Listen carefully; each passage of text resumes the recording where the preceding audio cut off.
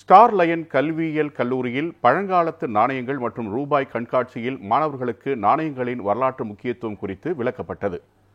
பாபநாசம் அருகே Ayyampettai star line கல்வியியல் கல்லூரியில் பழங்கால நாணயங்கள் மற்றும் ரூபாய் நோட்டுகளுக்கான கண்காட்சி நடைபெற்றது. அத்துடன் ஓய்வு பெற்ற கனரா வங்கி மேலாளர் உள்ளிட்டவர்கள் கலந்து கொண்டு நாணயங்களின் வரலாற்று முக்கியத்துவம் மற்றும் அவற்றின் மதிப்பு பற்றி மாணவர்களுக்கு விளக்கினர். வரலாறு, பொருளியல் துறைகள் மற்றும் பல்வேறு பள்ளி மாணவர்கள், பொதுமக்கள் கலந்து கொண்டு கண்காட்சியினை ரசித்தனர். பொருள்களை வாங்குறதுக்கு நாணயங்களை பயன்படுத்தினாங்க. பண்டமாற்று முறையிலிருந்து மாறி நாணயங்களை சேமிச்சு அதன் மூலமா பொருள்களை வாங்க பயன்படுத்தினாங்க. அதை படிப்படியா நம்ம டெவலப் பண்ணி இன்னைக்கு உலக நாடுகள்ல டாலர் அது இதுன்னு எல்லாம் போயிட்டோம்.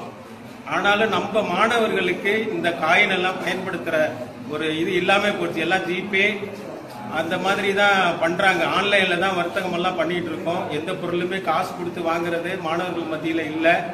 அதை இப்போ நினைவுபடுத்துற விதமா இந்த கண்காட்சி நடந்துட்டு இருக்கு. இந்த நிகழ்ச்சி எனக்கே மிகப்பெரிய ஒரு விழிப்புணர்வாகவும் மிக ஆச்சரியப்படுத்தக்கூடிய வகையில் அமைஞ்சிருக்கு. என்னன்னு பார்த்தோன்னா, இது வரைக்கும் மாணவர்கள் மத்தியிலும் பொதுமக்களும் நம்மளும் பார்த்தீங்கன்னா பணத்தினுடைய மதிப்பு இது வரைக்கும் நமக்கு தெரியாமல் இருந்துச்சு.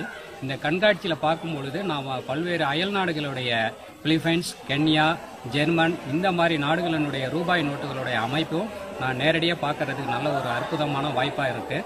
நான் பழைய நாணயங்கள் சேகரிப்பில் கிட்டத்தட்ட 30 வருஷமாக இருக்கேன்.